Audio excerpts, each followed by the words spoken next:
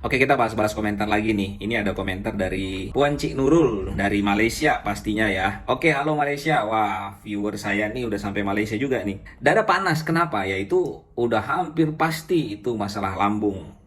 GERD, gastritis gitu ya. Karena apa? Karena gasnya itu naik, menuhin dada, naik ke tenggorokan. Nah, biasanya juga keluhan lain dari masalah ini biasanya tuh kayak ada ngeganjal di tenggorokan gitu. Dan memang ini tidak nyaman banget gitu. Saya ngerasain ini banget dulu gitu. Apalagi ada kecemasan, apalagi dada sebelah kiri juga kerasa berat, kadang senut-senut. Wah, udah deh pasti pikirannya udah, wah ini jangan-jangan udah jantung ini gitu. Tapi emang rasanya itu nggak enak banget karena begah, udah panas rasanya ya di dada gitu. Jadi benar-benar nggak nyaman. Nah, terus kalau dapat kondisi seperti ini, gimana solusinya gitu? Ya solusinya sebenarnya kita harus tekan dulu jumlah asam lambungnya gitu. Kita tekan dulu jumlah asam lambungnya, bagaimana supaya dia nggak banyak, nggak berlebih sehingga nggak naik gitu, naik ke atas, naik ke penuhin dada, kemudian naik ke tenggorokan gitu kan. Nah, terus splinternya juga itu harus bagus, harus bisa nutup supaya nggak naik ke atas. Nah, dan biasanya kalau esofagus ini butuh proses yang agak lama. Jadi paling aman, paling cepat sembuhin asam lambungnya gitu ya. Nah, bagaimana cara sembuhin asam lambungnya untuk jangka pendek? Ya minum obat, ya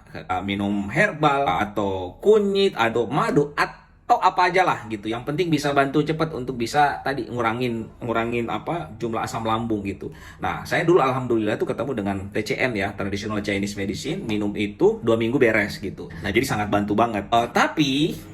Tapi kenapa sebagian besar kita itu terlalu lama nggak sembuh-sembuh? Itu karena ada anxiety-nya. Kita udah obatin, berkurang jumlah asam lambungnya karena kecemasan, ya asam lambungnya produksi terus. Jadi satu sisi kita netralin, satu sisi kebocorannya juga nggak ditutupin gitu. Karena kebocorannya itu terutama juga dari kecemasan dan ketakutan. Jadi memang harus dua-duanya. Saya selalu bilang tuh kalau bisa kita langsung dua-duanya sembuhin asam lambungnya, terus langsung belajar bagaimana kita bisa kontrol kecemasan. Nah, seperti itu. Jadi untuk jangka panjang ya, untuk jangka panjang tetap kita bahas bagaimana caranya bisa sembuh dari penyakit ini. Ya harus pola hidup sehat dan belajar bagaimana kita bisa berpikir positif.